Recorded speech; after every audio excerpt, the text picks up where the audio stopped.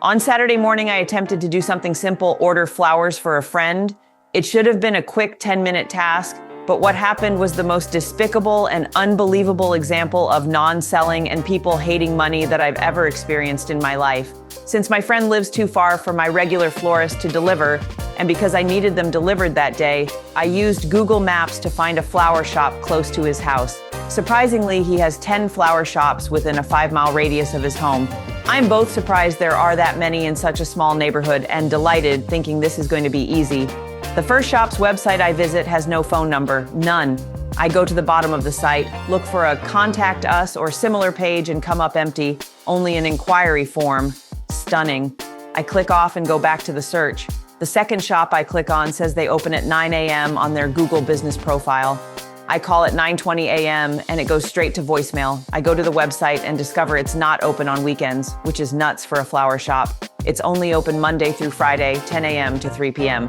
So their Google profile is wrong. Annoying. I go back to my search. The third shop I call answers live.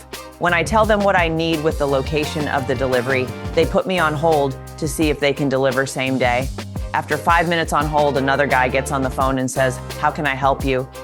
I repeat what I told the first guy. He says, "Let me check if we can do that." I wait some more. He comes back and says, "Sorry, we can't deliver today." Annoyed, I hang up and try the next one. Apparently, this shop only sells bulk flowers. Like some of the others, these idiots have no phone number and no inquiry form, much less a way to buy anything. Their stupid website is about as useful as a screen door on a submarine. I go back to Google search. The next shop doesn't have a phone number prominent. I search and finally find it. In fact, I find 3. Not sure which one to call. I pick the one listed in the middle. They answer.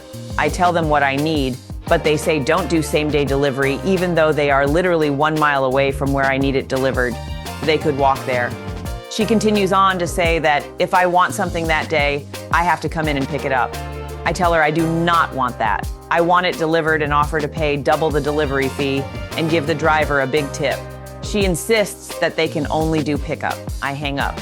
The next shop I call, which is 2 miles from my friend's house, informs me that they don't have anyone doing deliveries today, which is crazy. I used to work at a flower shop, and Saturdays are the biggest delivery day of the week. They offer to get it there Monday. No good. I hang up. The next one, and I shit you not, doesn't have any phone number, period. Just pretty pictures and another damned inquiry form. I'm really desperate now and don't care if the place has 51-star reviews because all they deliver a bunch of dead weeds smeared with dog shit tied with an old shoelace. The next place I call looks promising but say they can't deliver today because they've already been to that area this morning. I plead with her and offer to double the delivery fee and give the driver a big tip. No go. Fine. I call another one. Turns out it was the same one I just called, only under a different name. Same woman answers. Click, there's a 10th shop listed. It's called Kroger Floral, and I'm pretty sure they don't deliver. So as I sit here after calling 8 damn flower shops, I'm thinking I'll just call 1-800-Flowers and let those bastards figure it out. Which brings me to a big secret to winning in business.